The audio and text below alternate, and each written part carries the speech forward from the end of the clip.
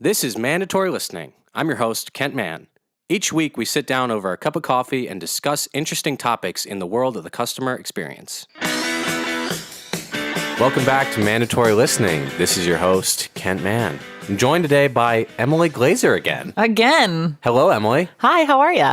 Doing good. You having a good morning so far? I am having a fantastic morning thus far. It is 10:15 in the morning in Asheville, North Carolina, and we've got a blue sky. We do. For the first time in, I'd say about 6 months. Yeah, it's annoying. We have blue sky. We also have frigid temperatures, but I think that's a fair trade. Yeah, what was it, like 18 this morning? It was like 18. Yeah. Yeah, I'm sure everybody else in the country is, laughing that we think that's cold, but 18 is pretty cold. I hear it's below freezing. Yeah, so who knows, though? Fake news. Yeah. So what's going on today? I heard you saw a movie last night. I did. Although it is a great morning, it was definitely a little hard to wake up. I kind of forgot they still showed movies at like 9:50 at night, and that was a time that people went to the movies. And that was the time that we decided to go because it's $5 movie night at the Carolina on Tuesdays. But yes, I did. I went to the movies last night. I saw They Shall Not Grow Old, and I would highly, highly recommend that people go see that. Okay. Was it Peter Jackson, you said? Yeah. So He directed it? Peter Jackson was directed by like the English Historical Society or something to celebrate the armistice with a film, and they gave him 4 years, and their only request was that he use their original World War I footage. And if anybody has ever seen a World War documentary, which everyone has, because I know we all had to watch those in school, the film is always like really jerky, and it's obviously black and white, and like the film, however many frames per second is off, and it's scratched because it's been old. So Peter Jackson completely revitalized that film and changed everything about it so that it looks kind of a lot more like modern film. So that included colorizing it. He also did really cool stuff with like finding audio that kind of coincided with it. Anyways, it's amazing. It feels like you have World War I footage that was recorded yesterday. That's insane. And like I've seen a lot of World War II documentaries, and I don't think I've ever seen much of any World War I film. The Great War, as they called it then. It is so educated. I know. I took history. But no, I think that's part of the reason why I was so intrigued by it is that World War II does get so much airtime, but World War I was a hugely impactful event. And I think, quote me on this, but I'm pretty sure a lot more people died in World War I, or at least just as many. And I think there was more in World War II because so many civilians died. Oh. Yeah, but like World War I was absolutely like brutal. Yeah. Because like the thing with World War II is that a lot of people died, but it was like 20 years after this first initial war, which was completely global, happened. And so it was just like, all right, now 2 in a row, like, so it was just devastating, especially to Europe. Yeah, absolutely. And you get to really understand what trench warfare was and what that looked like. Yeah. And it's awful. Yeah. I've heard someone else say this before, that the world wars were kind of really unique to their time and could never happen again because it was this time where we had more advanced weaponry, but we didn't have more advanced like tactics. Yeah. So basically it's just people shooting each other with guns or with cannons at really close range. Right. And it's just, that's why it was so many massive casualties. Yeah.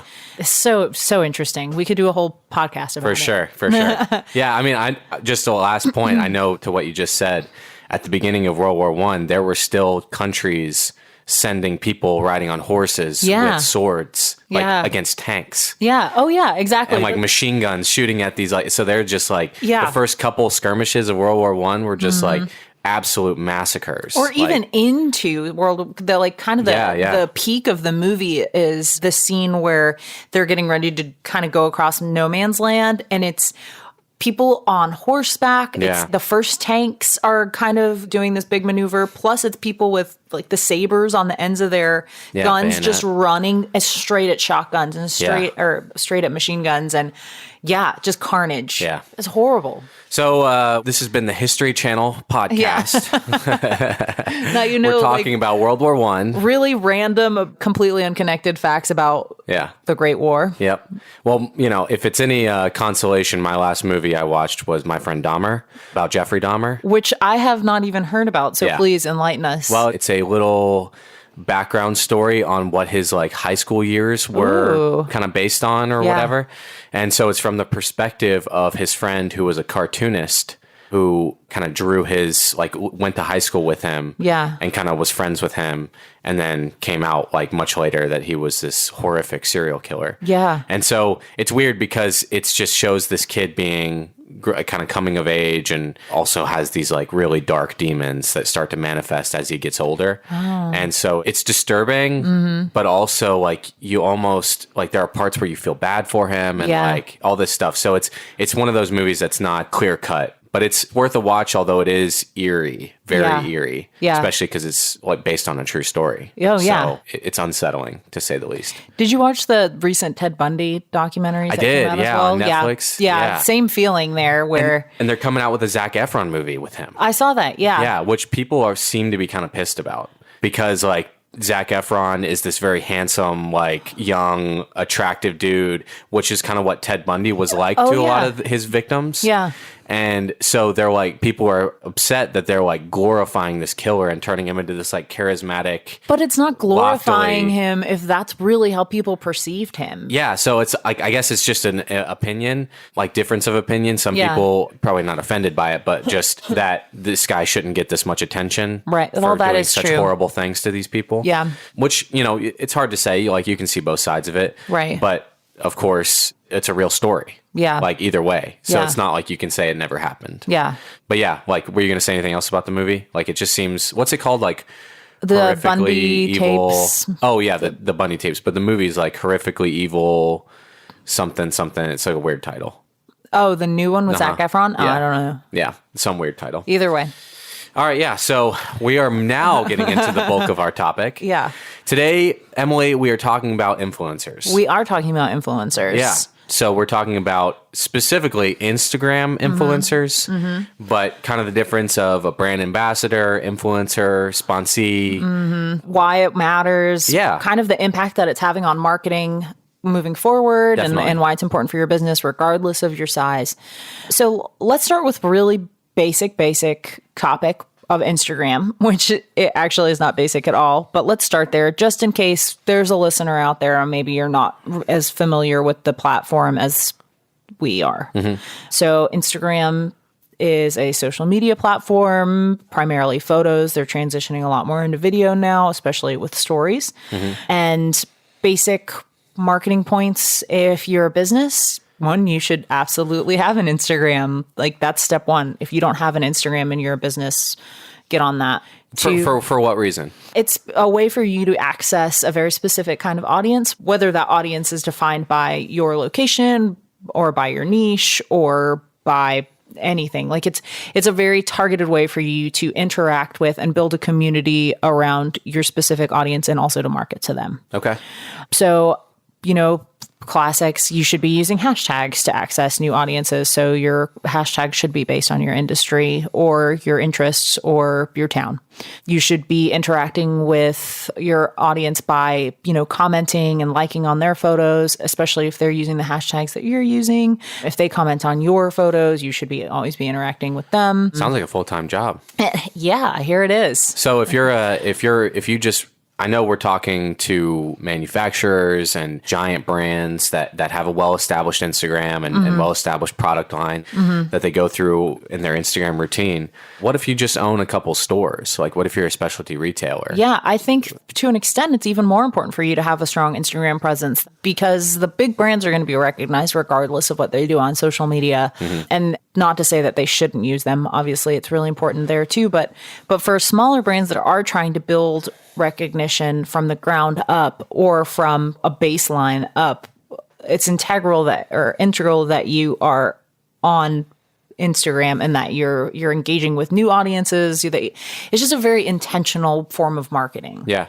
So is it worth it for someone who has a relatively smaller staff to find someone or train up someone or just do it yourself, this role of Instagram development? Yeah, absolutely. And I think this ties back into what we talked about last week about how important it is that your brand message is consistent across all of your different platforms, so social media, in-store, et cetera. Yep. So I think a lot of smaller retailers in particular make the mistake of saying, kind of giving everyone access to the Instagram and saying like, post whatever you want, Right. you know? So you end up getting a lot of manufacturer product photos that are thrown up there. You get a lot of these kind of generic flat lays with bad lighting. You get Beth out on the trail that wanted to post her picture of her dog. Yeah. And that's what I'm talking about. Like, as far as consistency goes, we want to be able to recognize your Instagram as a part of your brand, which means you should probably pick someone on your staff who's passionate about it and who's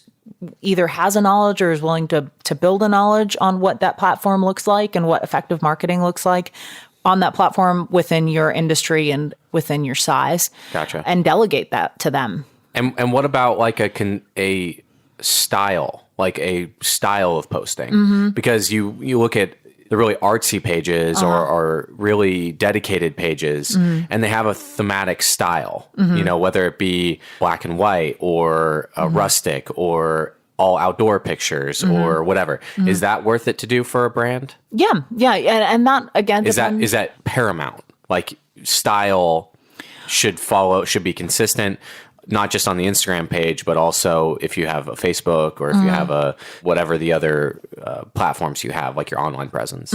I think so. I think that is a little bit more of a matter of opinion, because I'm sure some retailers or brands would argue that their style is being inconsistent or is being genuine or authentic or organic or whatever one of those synonyms you want to throw in there. Yeah. But I think it's not about necessarily having a look and saying each one of my photos is going to have a pop of neon pink in it, period. It's about telling the same story and about those photos representing a part of that story. And it can be a little bit different. It can be Beth out on the field with her dog, you know, but I don't know, just make it look like it belongs to your brand. And part of that is the caption as well. Part of that is if you're going to use a filter. Part of that is like, it's so multifaceted, but like, yes, you should absolutely have intentional consistency within your posts. Gotcha. Yep. Okay. So that's step one. That's step one. You have an Instagram. Yeah. Well done. Step two is maybe you start thinking about incorporating some kind of influencer or ambassador program into your marketing. Okay. So define those terms loosely. Yes. So an influencer is kind of anyone who has a niche and has a following on social media. And we'll use Instagram as an example here, although this is an idea that applies to YouTube or other platforms too. But just because we're on Instagram, we'll stick to that as an example. So an influencer has a niche. They have an expertise. They have a fairly large audience. So generally that starts around 10,000. But it can get up to, 1 million, depending on what kind of influencer they are. Whereas a brand ambassador would be more of a partner with a business. They represent the brand more broadly, and generally there's going to be a contract there. Okay. So I do want to kind of take a step back from brand ambassadors, just because I feel like that is more of a specific topic. We'll do a middle of the podcast club. If you guys want to reach out to me, you have my email from a previous podcast. Maybe you are more than welcome to, but I do want to concentrate on influencers just because I think that that's a topic that more people are going to be able to apply to their business. Right. So I do want to try to get across kind of the impact of influencers, because I think a lot of businesses don't understand how broad, what these people are doing. And let's reiterate too, it's a person outside of your company that it's non-contractual, but you do either give them some incentive, money or product or anything, right? Special privileges or what? Yeah. So it could be any one of those engagements. So let's go ahead and start and say, one, if this is something you're thinking about doing, you don't want it to be blind and you don't want it to be kind of a stock outreach. You want to try to build a relationship with this person because yes, you can send them product and maybe that's all you do. And maybe they use the product and they hate it. Yeah. So they might post about it on their Instagram, but it's not going to be the kind of feedback that you're looking for. So I think generally it is a better idea to engage them with some kind of not just product that they try and then exemplify on their page, but it's also should be some kind of monetary reimbursement there. Okay. So let me ask you this. A couple years ago, actually, this would have been probably 5 years ago, maybe 4 years ago. I used to have an Instagram. I don't anymore. But we went to a track meet in William and Mary and went to a Wawa, got a drink from Wawa, and then put a picture on my Instagram of the drink with a seatbelt on. And I said something like, I think the caption was, gotta keep precious goods. Yeah, precious cargo or something. Like, got to keep the thing safe, and just hashtag Wawa. And then a couple hours later, I get a notification, Wawa commented on that photo, safety first, or something like that. Does that mean that I'm an influencer for Wawa? It does not mean that you are. It does mean that they have an active Instagram employee, which is great, but that does not mean that you are an influencer. So, but that could have been the potential for a relationship. Right. If, let's say, if I had 10,000 followers, they definitely would have commented and been like, hey, like, we want to talk about it some more? Yeah, exactly. That would have been. Yeah. So I was kind of introduced to this idea of influencers about 3 or 4 years ago, which I think is kind of whenever this whole movement really picked up. I used to do some travel writing. And so for those who are unfamiliar with that, it's really cool. The writer travels to a great place, to a hotel or something, stays there, and then they write an article about it and it's published in a magazine or something.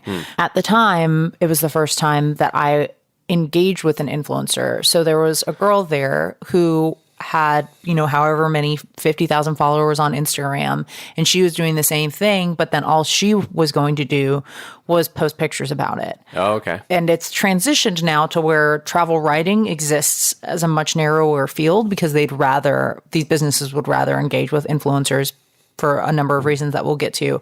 But I remember talking to her at the time and just my mind being blown by the amount of money that these influencers were making, the amount of businesses that they were engaging with, and the return that those businesses were seeing with this engagement. Yeah. And that was 3 or 4 years ago. And the whole field has completely shifted since then. Yeah. So just in 2017 alone, there were 12.9 million brand-sponsored influencer posts on Instagram. And in 2018, in the first 6 months of that year, that sponsored content grew by 44%. So I couldn't find a specific number, but the estimates in advance of 2018 were that it was going to be over 1 billion sponsored posts.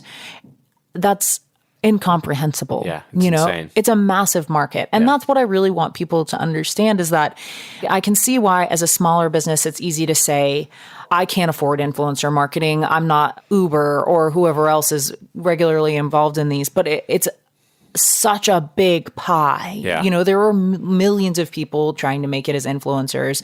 So like the majority of them have over 10,000 followers. And that's really the sweet spot that a smaller businesses should be trying to access. Yeah.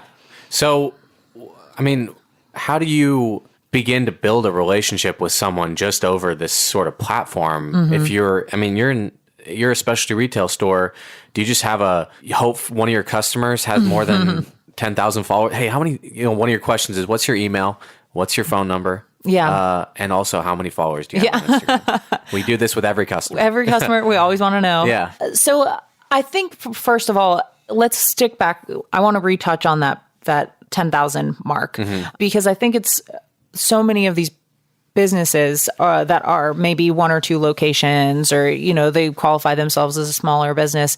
That 10,000 mark is really sweet for you. Like you wouldn't want to try to access someone who had 300,000 followers anyways, because it's a matter of quality over quantity. Yeah. So if you have an influencer that you're working with and you're a small brand and they have 300,000 followers, what percentage of those 300,000 followers are going to fall outside of your demographic? Yeah. Probably the majority of them. And are even in your area. Exactly. Yeah.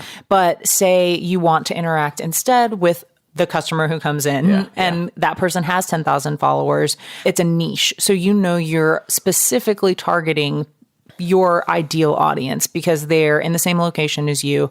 They're in the same hobbies as you. They're accessing a specific age range that that you want to access. And these are all stats that these influencers have immediate access to. These are stats that Instagram provides them with. Right. So whenever you are starting to look for people, I guess just keep in mind that this is it's just a smart marketing move. Okay.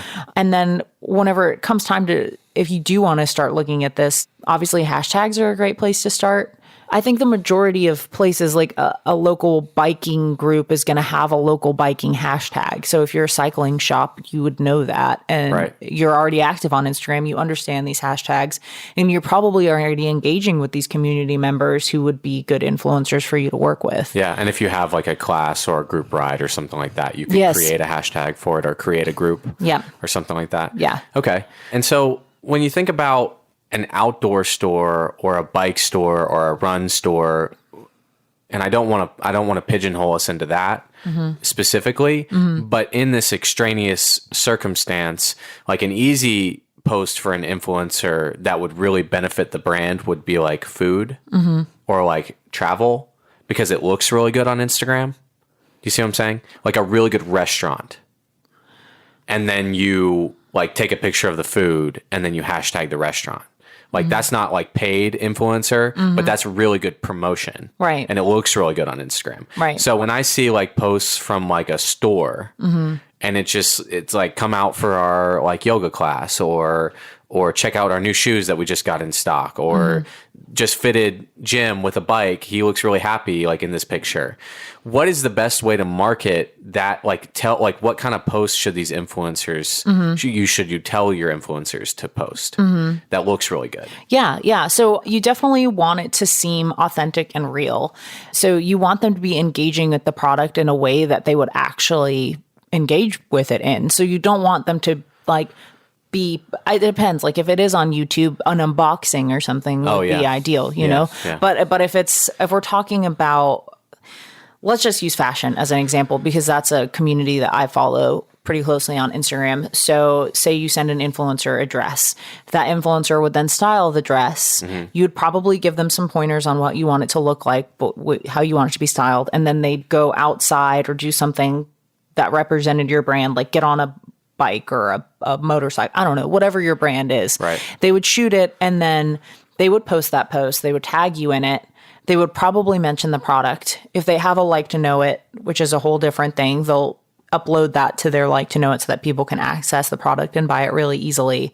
And then their next responsibility would be to engage with everyone who engages with that post. Okay. So they'd be, if someone's commenting on it, they're commenting back. Yeah, that's what they would. And then you guys as a brand would also then repost that probably. Okay. So it's kind of a double bang for your buck. And what about, so that's like that's like what most manufacturers do, and they'll have like a sponsored post. What about if you're just a store? Yeah. You're not associated with the brand that you're selling. You're just trying to make your store look really good. Then I think you would pick some products that really you thought represented your store. Okay. Well, if you have any branded merchandise that has like your logo and stuff on it, that would be something that you would want them to try to incorporate into it. I guess if it's a store and it's more gear based, I think that's a lot easier for us to talk about because it's them using that gear out in the world and documenting it and saying, maybe they don't talk about what skis they're on and all they talk about in the caption is that they got them from your retailer. Right. And that like this specific person at this store really helped me decide that this was the perfect kayak for me. Or exactly. Like, you know, like I just couldn't help but think like I would have gotten the wrong kayak if this person hadn't given me such good service. Yep. Or I'm gearing up for a camping trip, so I sure know where I'm going to head. I'm going to go to Jim Bob's warehouse. Yeah. And I think like from my little experience on influencers, it seems like that's a lot rarer, a lot more rare. And so, because these smaller brands manufacturers will send their products to influencers, and then the influencers just have a very direct, like easy, I'm wearing this shirt, check it out. Like it's a cool product, like here's the link. Whereas like a store, I feel like with a physical brick and mortar location, it's a little more difficult to say, like, check this dude out. I just sold him a pair of shoes, but also like we gave him great service. Yeah. You know, like why would they hashtag my store? Yeah. And so that's like a little more difficult. And so I think because it's a little more difficult or you have to get a little more creative with it, the stores avoid it altogether, like avoid the influencer market altogether, where really like if you get creative with it and say, you know, like just about to go on a backpack trip. Every time I prepare, when I'm in this part of the world, when I'm in Asheville, I go to this store. You know, they always treat me real. And do you think that would be as effective? Yeah, absolutely. I think that this is why that differentiation between accessing bigger influencers versus micro influencers, which are these people that are like 10 to whatever, 80,000 or something. That's why that's so effective for these smaller brands, because they are local. It is easy to engage with them in ways that are real. It's people who are really doing these sports or people who are really shopping in these stores. Yeah. And it seems authentic. Yeah. And you're also accessing then a really specific market. So that's the best part about all this, is maybe you're still resistant to this and you're saying like, I would rather invest in traditional marketing because I know I can put my ad in a magazine and that's distributed to 10,000 people in my town. Yeah. But you don't know there's no way to track after those 10,000 magazines are distributed, who's engaging with that ad, who's actually pausing to look at it. There's no way to track that. Yeah. But take that and compare it to an influencer who's local. Say you're in Boston and you have an influencer there who's local to Boston, and who's a cyclist in your cycling shop and who's in your ideal age range. You know that person is going to be interacting with not just 10,000 people who live in Boston. They're interacting with a specific segment of 10,000 people who live in Boston. And you don't just give them the product or give them the money and ask them to post it and then walk away from it and assume it reached 10,000 people. You ask them afterwards for those stats. Like, they have access to that on Instagram. They can see, well, we had, surprisingly, it was women in their 50s who engaged with this post the most. And that's not our ideal audience. So we don't want to partner with that influencer again. Or you can say, wow, this person is really hitting our key demographics. They got a lot of engagement. Let's continue this and continue to work with this influencer. So you don't just throw a bunch of money at it and walk away. Yeah. You have to constantly update, constantly have a meeting around it. It's always in the conversation, because it's not just a sunk cost like a magazine. Like, Yes. oh, we'll see how this did in 6 months. Like, was our revenue up? Oh, it was probably the magazine. How do you know? I don't know. just a guess. Oh, we did a magazine push, Whereas this is like every single week you can get feedback on it. And building that relationship with that influencer. So it is a two-way street of updated feedback. And it's the only form of marketing where you can actually physically track the marketing of your product to a sale. So this influencer can say like, okay, I posted this Instagram story at 7 p.m. At 8:05, Kent did the swipe up, went onto your site, clicked on a product, put it in their cart and checked out online. Yeah. So it's online sales then that you can track. But like you can literally see and I guess you can do that with general online advertising too, but that's a whole nother ballgame. But it's so modern. And even though it does require a lot more work on the front end, or I guess just a learning curve, really, once you get that, it's really incredibly intuitive and smart. And passive. Yes. And I think if you can get real savvy with something like this, with working influencers or building that relationship in your area too. And I know there's plenty of our listeners are in more remote areas. Yeah. But if you're in one of those cities like, Los Angeles or San Francisco, or like huge biking or outdoor like Denver or something like that, or Boulder, and you have an opportunity there, like you have such a wide net. Like you have investing that couple $100 a post for an influencer in like the Denver area, and you're an outdoor store. I mean, you're going to see way more of a benefit and trackable benefit than just sending out a magazine push or getting a billboard or something like that. Exactly. Yeah. And it is so affordable. You just mentioned a couple $100, but that's really what it costs. Like you can get an influencer with 10, 20,000 followers to post something about your product for $200. Yeah. And you know that you're accessing 10 to 20,000 people who are very specific to your demographic. Like there's nothing better than that. Yeah. And you can experiment to start building that relationship with different influencers and see which one is hitting your target market the best, your target demographic, and just do that for a month. And then it's like instant feedback. You know exactly what's like, how did it do? I don't know. Like, let's check. And so if you could drop like $1,000 getting 3 or 4 influencers to just push for a month and see what happens, I think that's well worth your time. Oh, yeah. You know, I mean, that would go so much farther than spending, I don't know. I mean, if you're thinking about a billboard in Denver or like a magazine push in Denver, like it's a pretty good amount of money. Yeah, it's going to be a lot more than $1,000. Yeah. Or even if you took that same $1,000 and put it towards boosting posts on Facebook and Instagram, which is also a valid form of social media marketing.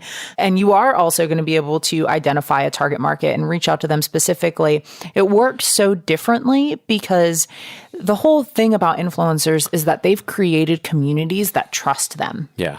And it's authentic, which I know we all hate that word and I know we've overused it, but it's overused for a reason. Yeah. In part because this is such a huge part of marketing now, is that these people who are following the influencers genuinely believe them and want to interact with them. So it's not like seeing it in a magazine or even just like seeing a random post on Facebook that you don't want to see it because it's being pushed in front of you and it's being paid to be pushed in front of you. Yeah. This is someone who you are choosing to follow, you want to interact with, you likely want to emulate, which is the whole reason people follow influencers in the first place. Yep. And they're standing behind a product. So it's not just that you're gaining that exposure, it's you're gaining that sense of trust. Yeah, and you can opt out at any time. Like you have the unfollow button for a reason. Yeah. And so, yeah, like I think it does feel more authentic. It does feel more real, you know, because they're part of that little community. And when I wanted you to go a little farther into influencers being like having a niche market or being part of a niche, what do you mean by that? Like, is it their style? Is it who follows them creates their niche? Or is it they create their own creative niche? So if I were going to create an Instagram, I would want to create an Instagram around something that I consider myself an expert on. So I would never personally create an Instagram around I don't know. What am I not great at? I would never create like a cooking Instagram, right? There are plenty of cooking Instagrams out there. But I personally, I mean, I cook, but I don't consider myself an expert on the subject. But there are people who are experts in cooking or consider themselves to be. Plus, they're attractive, which is a part of influencers that we haven't really mentioned. Yeah. But that's generally a contingent part of that. So they're attractive. They consider themselves to be a good cook. They think that they're good on camera. They photograph well. And maybe they really want to appeal to their own community, which I don't think cooking does. That's not a good example there, but for the sake of the argument. Fitness. Yeah. Fitness. Yeah. And so thank you. Perfect example. So they're fit. They're passionate about it. They're good looking and they love their city of Asheville. So they are going to intentionally create an Instagram that appeals to their demographic because that's their niche that they know that they're good at. Okay. So they're not going to become a fit Instagram that also specializes in shoes. You know, it's just, it doesn't fit their brand. Right. And it doesn't fit now what they're developing as a market. Okay. Or as an audience. Yeah. And their audience probably would, if they started talking about fashion or hairstyles and they have a Fitstagram, there's going to be some resistance to that. Yeah. I would feel like almost the followers would feel betrayed because that's not what they're signed up for. Yeah. You know, because it's almost like the influencer has their own brand. And it's like you betrayed my trust. Like you didn't earn that spot on my timeline. Yeah. Feed or yeah. Yeah. So absolutely. Yeah. And that's why so they're developing these really specific niche because they want to create a brand for themselves. But then that's why it's also worked to the advantage of more traditional brands and retailers and manufacturers, because then they can use the brand and the market that this influencer has created as a vehicle for their own message now. Yeah.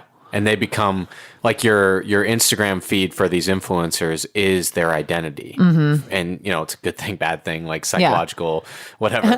But like it is part of them. Like it is who they see themselves as. And so if you're part of someone's identity, it makes you really important. Yeah. And so not just because you like, those, the little like copy and paste captions that a brand will give an influencer to copy and paste as a caption, like 20% off if you use my code, like whatever. It's like you can easily tell, like right little, when it like, transitions into that. Yeah. And so like those you can sniff out like a mile away, and you can tell it's like a sponsored post. But they're starting to combat that now with being so open about the fact that it's sponsored. So it says hashtag ad at the beginning or hashtag sponsored, because they're saying like, yes, I'm making money off of this, but I'm being transparent about it. And somehow that like helps them to maintain the sense of trust with their audience. Yeah. And you can still the unfollow button is always there. Exactly. Like you can opt out. Yeah. And so I think that's just, we've talked about this before, but as like a specialty retail, and when I talk about that specific example, we want to be cool and we don't want to be pushy and we don't want to be salesy and we don't want to be part of someone's feed if they don't want us to be. And but at the same time, like this is it. There's so much money here. This is the best way to market to like the emerging group that's spending the most money is now part of this. They're wrapped up in it. They evolved around it. They created it. Yeah. And so if you're just intentionally ignoring this because you don't want to go against your core values, or you may want to reevaluate and see, like, let's just spend $1,000 this month and see what happens, or $200 this month and see what happens. Yeah. It's going to take a little legwork, doing some research, maybe developing your Instagram for a couple of months and seeing if you can get a bigger following. But I think we're both saying that this is something that is worth looking at. And it's only going to continue to grow. It is redefining what marketing is and what it will be. It's not going anywhere. No, it's not going anywhere. So just bite the bullet and start looking at how you can invest in this. And I say bite the bullet, but at the end of the day, it's really fun. Yeah. Like it's a way more fun form of marketing than just shooting off an ad to whoever. Yeah, and if you're a store, or if you're a brand, or you just kind of feel tired, or your store feels tired, or your brand and marketing feels tired, you've just been doing the same thing. If you can get really into this, just how an influencer creates themselves, like their identity on their Instagram feed, you can revamp and revitalize your brand just by doing a marketing push, by developing your Instagram. Start doing more consistent posts, or start interacting with your followers more, and just kind of try something else, because like we said, it's not going anywhere. And there's a huge opportunity here because people are making millions off of this. Yes. Like it's crazy. Yes. Absolutely crazy. Yeah. So we talked a while about this. This is a good subject. It is a good subject. Yeah. Yeah. So hopefully you guys stuck with us. Appreciate your attention. Yes, and patience, and in the age of social media, whenever we have really short attention spans, exactly. Yeah, it is a massive subject, and one that I think we could certainly return to again and again in the future. Sure. So if you guys have any questions, shoot us a line. And absolutely, we had the middle of the podcast club. Here's the end of the podcast club. Any questions about influencers, how to attract influencers, how to interact with them? We'd be happy to discuss that with you. I think our emails should be common knowledge at this point. Yeah. We'd love to hear from you, and appreciate your time. And thanks for joining me today, Emily. Thank you. That's it for this episode. If you like what you hear, subscribe and leave a review on our iTunes channel. We'll see you next week.